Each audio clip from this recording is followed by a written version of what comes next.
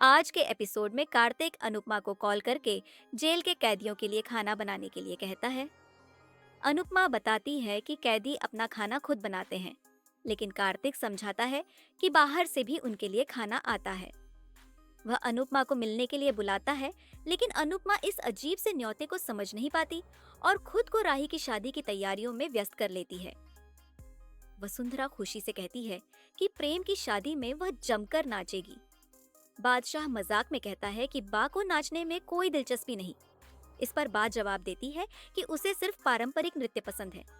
इधर लीला राई से कहती है कि वह घर के कोनों में दीप जलाए ताकि शुभता बनी रहे। अंश राही से उसकी आवाज रिकॉर्ड करने के लिए कहता है, जिससे जब भी वे उसे याद करें उसकी आवाज सुन सके। राही बताती है कि उसने पहले ही शाह परिवार के सभी सदस्यों की रिकॉर्डिंग कर ली है। इसके बाद वह अनुपमा को लीला और हंसमुख के भरोसे छोड़ देती है। कोठारी परिवार प्रेम की बारात का जमकर आनंद ले रहा है। वहीं शाह परिवार उनका स्वागत करने की तैयारी में जुटा है।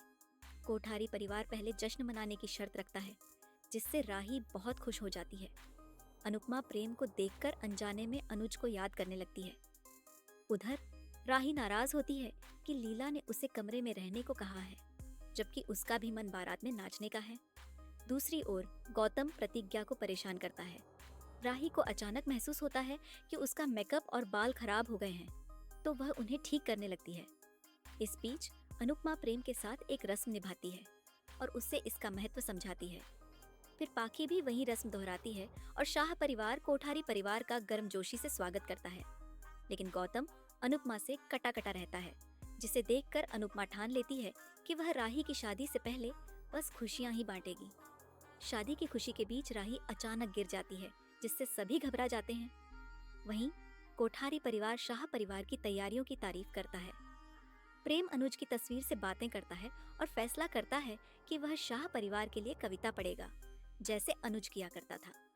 पराग को चिंता होती है कि कहीं अनुपमा की मौजूदगी राही और प्रेम के रिश्ते में दरार न डाल दे, लेकिन ख्याति उसे समझाती है कि अनुपमा बाकी माताओं जैसी नहीं है। पराग मन ही मन प्रार्थना करता है कि काश उसकी आशंका गलत साबित हो। अंश, हसमुख और पारितोष गौतम के बदले हुए व्यवहार पर चर्चा करते हैं। हसमुख कहता है कि गौतम अब घमंड दिखा रहा है, जिसे अनिल और मीता सुन लेते हैं, लेकिन वे इसे हल्के में ले लेते हैं। दूसरी तरफ बादशाह राधा की तारीफ करता है, लेकिन वह उसे अनदेखा कर देती है।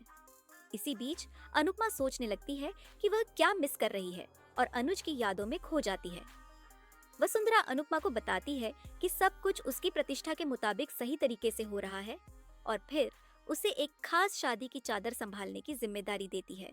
पारितोष इस जिम्मेदारी को लेता है, लेकिन अनुपमा उसे सतर्क रहने की हिदायत देती है। फिर लीला अनुपमा से कहती है कि वह राही को शादी की रस्मों के लिए लेकर आए, लेकिन जब अनुपमा राही के कमरे में जाती है तो वहां का नजारा देखकर वह चौंक जाती है। एपिसोड यहीं खत्म हो जाता है।